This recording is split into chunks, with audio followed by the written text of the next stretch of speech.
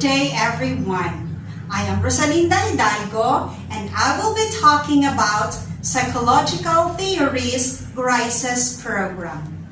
Herbert Paul Grice believed that linguistic expressions has meaning, and it genuinely and literally express some concrete ideas or intentions of the speakers who use them. He introduced the idea of speaker meaning, roughly what the speaker in uttering a given sentence on a particular occasions intend to convey to a hearer. Since speakers do not always mean what their sentences standardly mean in the language, Grice distinguished this speaker meaning from the sentence's own standard meaning.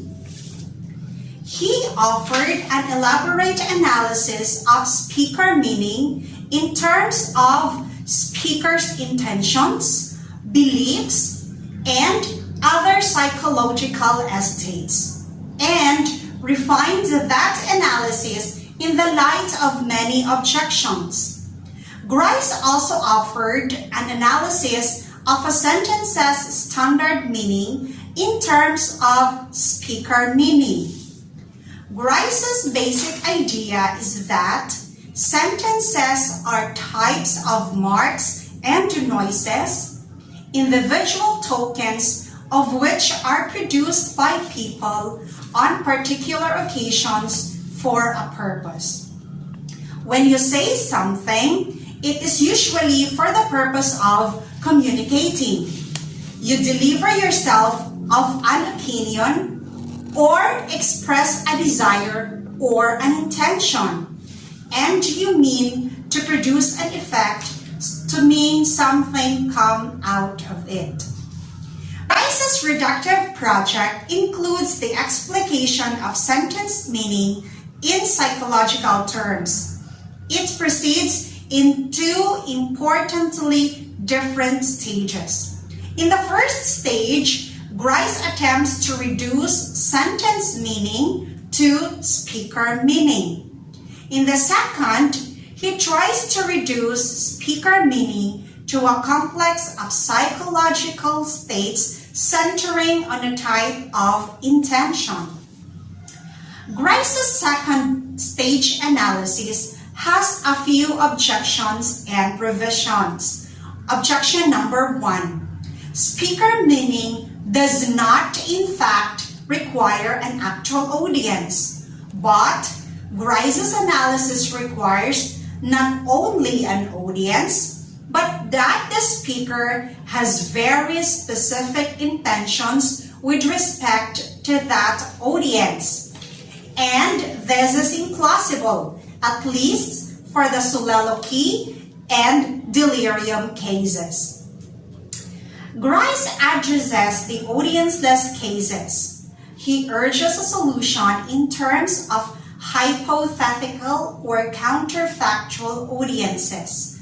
In effect, a speaker should intend that were anyone present and enjoying normal perceptual and other psychological conditions, that person would form the belief that P. Objection number 2. Even when there is an actual audience, the speaker may mean something, yet not intend to produce belief by means of intention recognition. Here is an example of the former type of case. Conclusion of argument. One offers an argument, perhaps produces a proof of a geometrical theorem. Grice makes essentially two revisions. First, he suggests invoking the concept of activated belief, though some of the audience already believe what the speaker has in mind. Their beliefs may not be fully conscious and psychologically active, or even conscious at all. Grice's second revision is replacing the weaker provision that the audience be intended to believe only that the speaker believes that P. Objection number 3. The speaker shows his intention, but not in a linguistic sense. There is a wider sense of communication that Grice's analysis still seems to capture. Objection number 4. The speaker intends the audience to form a false belief in part on the basis of recognizing the intention. Grice responds by requiring that the audience be intended to believe there to be a mode of correlation between features of the utterance and the intended belief type. The first stage of the Grecian program is the reduction of sentence meaning to speaker meaning. He believed that sentence meaning is grounded in the mental and proposed to explicate in terms of the psychological states of individual human beings. We can think of this as no less than the reduction of linguistic meaning to psychology. Now we will discuss some objections. Objection number 1. Given a suitably disordered mental state, any speaker might mean anything at all by any string of noises he or she happens to utter. If Grice's analysis of speaker meaning is correct, then all the worse for the first stage of his project, for there will be no formal constraint on what speakers might mean by any sentence they utter, but only statistics about how often speakers do mean this or that. Objection number 2. Most meaningful sentences of a language are never uttered at all. Therefore, no one has ever meant anything by them. Therefore, their meanings can hardly be determined by what speakers normally or typically mean by them. Objection number 3. Even when a sentence is actually uttered, it may be wildly novel, yet instantly understood by its audience.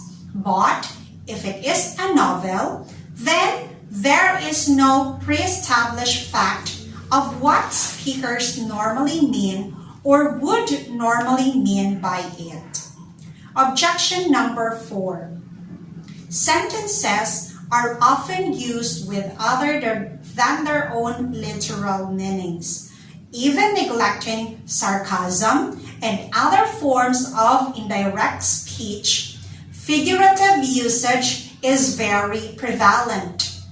If Grice should want to say that a sentence's own meaning is what speakers normally mean in uttering the sentence, he would have to say what normally means independently of the sentence's standard meaning.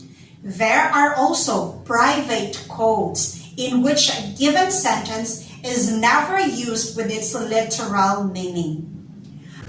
Grice first concentrates on the narrow notion of sentence meaning for a particular individual, that is, the meaning that the sentence has in that individual's personal, distinctive speech or idiolect.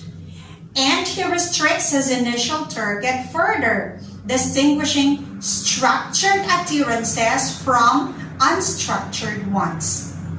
A structured utterance has meaningful parts, such as individual words, which contribute to the utterance overall meaning.